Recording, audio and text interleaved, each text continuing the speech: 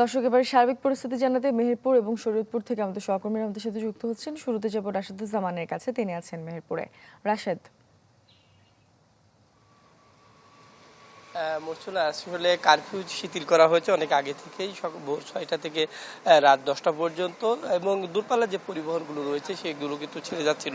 এবং আমি যেখানে দাঁড়িয়ে আছি শহরের হোটেল বাজার মোড়ে, যেখান থেকে দূরপাল্লার পরিবহনগুলো রয়েছে, প্রায় শতাধিক গাড়ি রাজধানী ঢাকা, চট্টগ্রাম, বরিশাল, রাজশাহী, খুলনার উদ্দেশ্যে ছেড়ে যায়। আমরা আজকেও ভোরবেলা এসে দেখেছি যে কাউন্টারের সামনে সে দূরপাল্লার পরিবহনগুলো রয়েছে এবং যাত্রীরা সেখানে চেপে তাদের গন্তব্যস্থলে পৌঁছে যাচ্ছে। তবে আমরা গত 2 দিনে যে পরিমাণ যাত্রী দেখেছে, আজকে কিন্তু যাত্রীর সংখ্যা কম। কয়েকজন যাত্রীর সাথে আমাদের কথা হচ্ছে, তারা বলছেন যে মনের মধ্যে একটু সংশয় নিয়ে তারা ঢাকায় যাত্রা করছেন, কখন কি হয় কি এইরকম একটা সংশয় নিয়ে তারা যাত্রা করছেন। যদিও পরিবেশ পরিস্থিতি শান্ত থাকার কারণে কিছুটা স্বস্তিতে রয়েছেন তারা। অন্যদিকে আমরা দেখেছি যে আইন শৃঙ্খলা রক্ষাকারী বাহিনীর মোড়ে মোড়ে তারা মোতায়েন করা রয়েছে। তারা যদি কোনো সন্দেহভাজন কাউকে দেখে তাদেরকে তল্লাশি চালাচ্ছেন।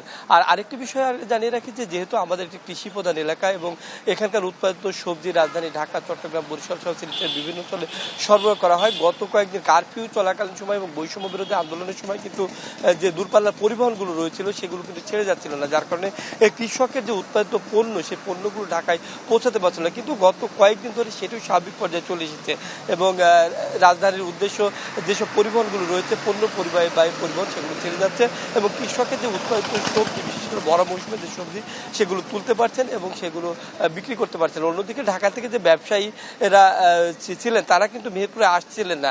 স্বাভাবিক পরিস্থিতি হওয়ার পরেই কিন্তু তারাও মেহেরপুরে এসে ভিড় জমেছেন এবং এখান থেকে কৃষকের উৎপাদিত সবজি কিনে তারা নিয়ে যাচ্ছেন। তো এক কথা বলা যায় পরিস্থিতি স্বাভাবিক রয়েছে, কোনো ধরনের কোনো অস্বাভাবিক পরিস্থিতি এখন নেই। তো এই ছিল মেহেরপুরের সর্বশেষ পরিস্থিতি। মূর্ছনা। রাশেদ, আপনাকে ধন্যবাদ। দর্শক, এবারে শরীয়তপুরের পরিস্থিতি জানাতে সরাসরি যুক্ত দিচ্ছেন নুরুল আমিন রবিন। নুরুল।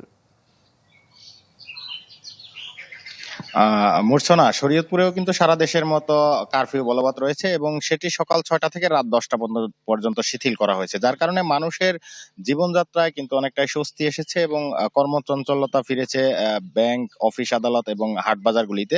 আমরা দেখেছি মানুষ কিন্তু হাট বাজারে যাচ্ছেন এবং ব্যাংক, অফিস, কার্যালয়ে তাদের কার্য সম্পাদন করছেন।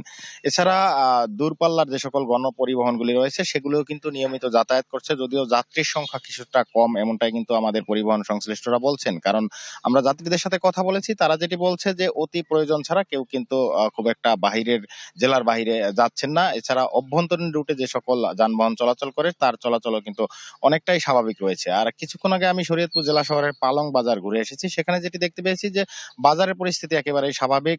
মানুষজন হাট বাজারে যাচ্ছেন, কেনা বেচা করছেন।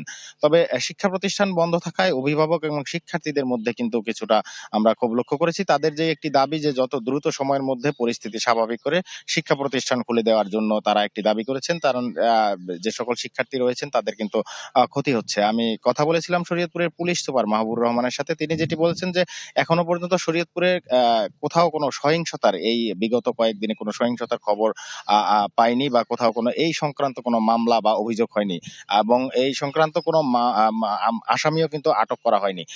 তো শরীয়তপুরে আইন শৃঙ্খলা রক্ষাকারী বাহিনীর টহল রয়েছে, মোড়ে মোড়ে তারা নিরাপত্তা দিচ্ছেন। এই ছিল শরীয়তপুর থেকে সবশেষ পরিস্থিতি। নুরুল, আপনাকে ধন্যবাদ। দর্শক, শরীয়তপুর এবং মেহেরপুর থেকে আমাদের সহকর্মীরা আমাদের সাথে যুক্ত হয়েছিলেন, জানাচ্ছিলেন সেখানকার সার্বিক কি পরিস্থিতি সে বিষয়ে সবশেষ।